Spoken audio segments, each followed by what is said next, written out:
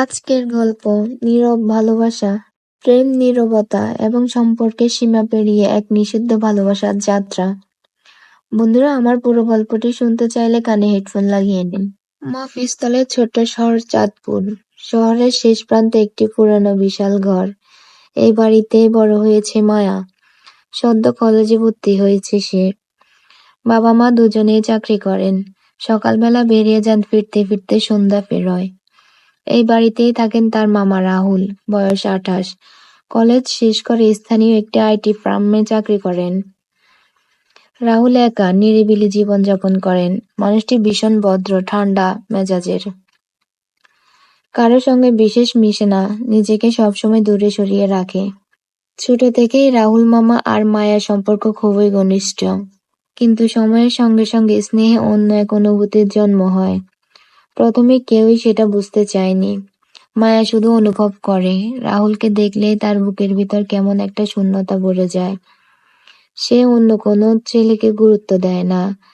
মামার প্রশংসা শুনতে ভালো লাগে, আর কাউকে তার পাশে কল্পনাও করতে পারে না। কলেজে গিয়ে নতুন বন্ধুদের কাছে সে শুনে, তোমার মামা দেখতে এত হ্যান্ডসাম, কেউ বলবে না মামা ভাগ্নে। প্রথমে হেসে উড়িয়ে দিল, মনের গভীরে কেমন যেন দোলা দিয়ে যায় কথাগুলো। এরপর থেকে মামার প্রতি নজরটা আরো গভীর হয়ে ওঠে। সে খেয়াল করে রাহুল বই পড়ছে, তখন তার ঠোঁট কেমন নড়ে। কম্পিউটার কাজ করছে, কপালে হালকা ভাঁজ পড়ে, বা কারো ফোন এলে হাসি গলায় কি যেন চাপা অভিমান। একদিন মায়া বই পড়ার অজুহাতে রাহুলের রুমে আসে। রাহুল তাকে বই ধরিয়ে দেয়। এই বইটা পড়, ভালো লাগবে। তুমি পড়েছ? হ্যাঁ। তাহলে আমি না বুঝলে তুমি আমাকে বুঝিয়ে দেবে তো? মায়ার চোখে চেপে ধরা আকর্ষণের আভা। রাহুল হালকা ঘামতে থাকে। সে জানে কিছু একটা বদলাচ্ছে, যা সে ঠেকাতে চায়, কিন্তু চেষ্টার পাকে আরো গম্ভীর হয়ে তলিয়ে যাচ্ছে। একদিন সন্ধ্যায় মায়া সাহস করে বলে বসে, মামা, তোমার প্রেমে পড়লে কি খুব দোষ হতো? রাহুল ভড়কে যায়, কিন্তু সরে তা প্রকাশ করে না। তুই তো আমার ভাগিনী, এই কথাটা মাথায় রাখিস। আমি জানি, কিন্তু আমার হৃদয় তো সম্পর্ক বোঝে না। আমি শুধু বুঝি তোমাকে ছাড়া আমার পৃথিবী কল্পনা করা যায় না। এই অনুভূতিটা এখনই থামা উচিত। এটা শুধু তোর জন্য না, আমার জন্যও কঠিন হয়ে যাবে। কিন্তু সময় যেন সব বাধা দেয়। সম্পর্ক আর কথার সীমা ছাড়িয়ে তারা একে অপরের চোখে এমন কিছু দেখতে শুরু করে যা আগে ছিল না। একদিন রাতে রাহুল দেখতে পায় মায়া তার ফোনে থেকে ছবি নিচ্ছে। জিজ্ঞেস করলে সে হেসে বলে, তোমার ছবি ছাড়া আমার গ্যালারিতে কেমন ফাঁকা ফাঁকা লাগে। এই দৃশ্যটি দেখে ফেলে মায়ার মা। সন্দেহের ছায়া পড়ে তাদের চোখে। সেই দিন থেকেই রাহুলকে আলাদা করে পাঠিয়ে দেওয়া হয়। মায়াকে কলেজে যাওয়া বন্ধ করে দেওয়া হয় কিছুদিনের জন্য। রাহুল নিজেকে দোষী ভাবতে শুরু করে। সে সিদ্ধান্ত নেয়, এই সম্পর্কের ইতি টানতেই হবে। সে কথা বলা বন্ধ করে মায়ার সঙ্গে। অফিস থেকে দেরি করে ফিরে আসে, কারো চোখে যাতে না পড়ে। মায়া চুপচাপ হয়ে যায়, বারান্দায় দাঁড়িয়ে রাহুলের পথ চেয়ে থাকে, কখন আসবে।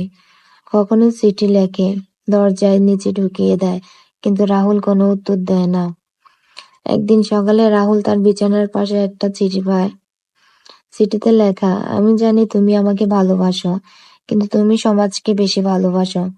তাই আমি যাচ্ছি সেই জায়গায় যেখানে কাউকে ভালোবাসতে হলে সমাজের অনুমতি লাগে না।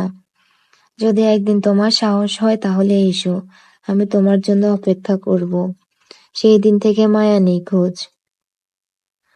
রাহুল জীবনযাপন করতে থাকে যন্ত্রের মতো। অফিস, বাসা, ঘুম, নিজের মধ্যে গুটিয়ে থাকা এক জীবন। তার পরিবার মনে করে সে হয়তো আগের মতো শান্ত, কিন্তু রাহুল জানে সে প্রতিদিন ভিতরে ভিতরে পড়ছে। 3 বছর পর রাহুল একটি কোম্পানির কাজের জন্য কলকাতায় যায়। হোটেলের লবিতে একটি বুক স্টলে দাঁড়ানো এক তরুণীকে দেখে চমকে ওঠে। লাল শাড়ি পরা, চোখে চশমা, হাতে একটি বই। মেয়েটি তাকিয়ে মুচকি হাসে। 3 বছর দেরি করছো মামা? রাহুল কিছুক্ষণ বাকরুদ্ধ থাকে। তুই কোথায় ছিলি? একটা জায়গায় যেখানে কোনো সম্পর্ক দিয়ে ভালোবাসা আটকে রাখতে চায় না। আমি তোকে খুঁজিনি বলে মনে করিস না। তুমি সাহস করনি, এখন যদি করো তবে আমার হাতটা ধরে এখান থেকে বেরিয়ে এসো। আমি অপেক্ষা করব না আর এক মুহূর্ত। রাহুল হাত বাড়ায়, ধরা পড়ে যায় তার থরথর করে কাঁপা আঙ্গুল। শেষ নয়, শুরু। রাহুল আর মায়া কলকাতায় এক নতুন শহরে একটি ছোট্ট বাড়ি নেয়। তারা কোনোকে কিছু ব্যাখ্যা করে না, শুধু বলে আমরা একে অপরকে ভালোবাসি, এর চেয়ে বেশি কিছু বলার নেই।